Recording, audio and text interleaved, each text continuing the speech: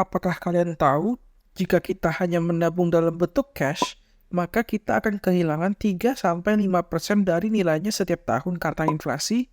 Halo Sobat Investasi, di video ini gue akan ngejelasin reksadana pendapatan tetap atau RDPT, kelebihan dan kekurangannya, jangka waktu investasinya, besaran bunganya, dan apa aja sih yang harus kita pertimbangkan untuk membeli reksadana jenis ini. Sebelum video ini dimulai, jangan lupa subscribe, share, dan like video ini ya. Jadi, reksadana pendapatan tetap ini punya tujuan sederhana, yaitu menghasilkan pendapatan tetap untuk para investor. Nah, caranya gini. Reksadana ini mayoritas berinvestasi di instrumen keuangan seperti obligasi atau surat utang. Kamu bisa bayangin, ini kayak kita minjem duit ke perusahaan atau pemerintah. Terus mereka kasih kita bunga secara teratur. Komposisi RDPT ini paling sedikit 80% berbentuk efek yang bersifat utang atau obligasi. Bicara mengenai jangka waktu investasinya, biasanya ini lebih cocok untuk jangka menengah hingga panjang, dari 1 tahun sampai dengan 3 tahun. Kalau kamu punya rencana untuk nabung buat masa depan, atau keperluan yang tidak terlalu mendesak, ini bisa jadi pilihan yang cocok untuk kamu.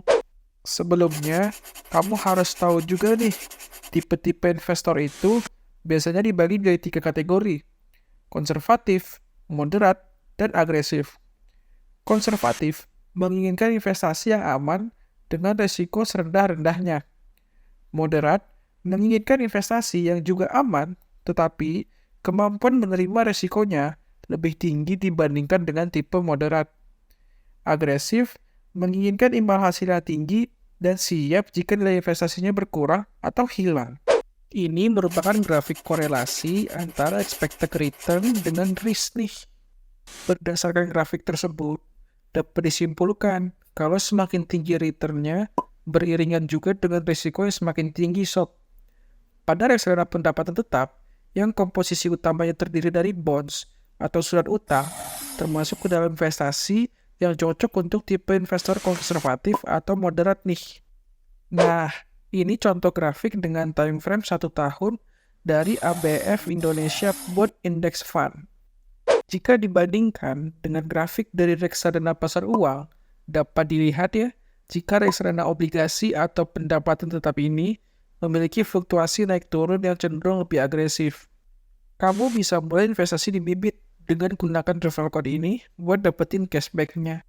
Nah, bicara soal bunga, untungnya RDPT ini biasanya dapat bunga lebih tinggi daripada deposito.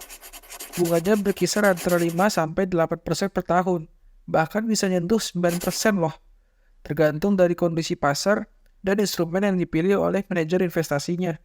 Tapi ya, kembali lagi, yang namanya investasi nggak ada yang sempurna. Kelemahan reksadana ini adalah potensi keuntungannya yang lebih terbatas dibandingkan dengan reksadana saham.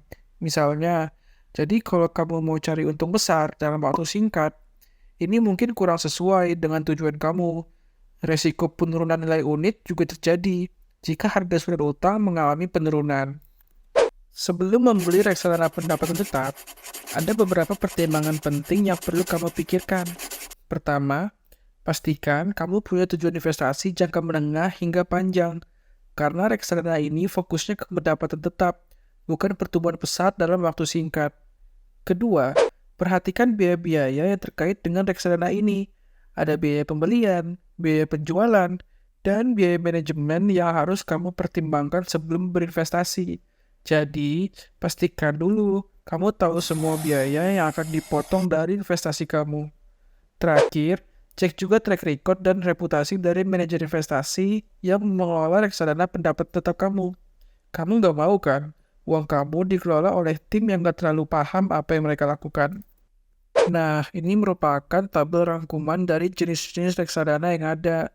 Nah, kita bisa lihat kalau reksadana pendapatan tetap memiliki risiko yang moderat dengan imbal hasil menengah dan pergerakan yang sedikit fluktuatif, dengan jangka waktu 1-3 tahun. Alokasi dari reksadana pendapatan tetap ini biasanya terdiri dari obligasi dan surat berharga pasar uang atau SBPU. Jadi, itulah penjelasan lengkap tentang reksadana pendapatan tetap. Reksadana ini punya tujuan memberikan pendapatan tetap dengan resiko yang lebih rendah. Cocok banget buat jangka menengah hingga panjang, buat nabung untuk masa depan atau keperluan lainnya.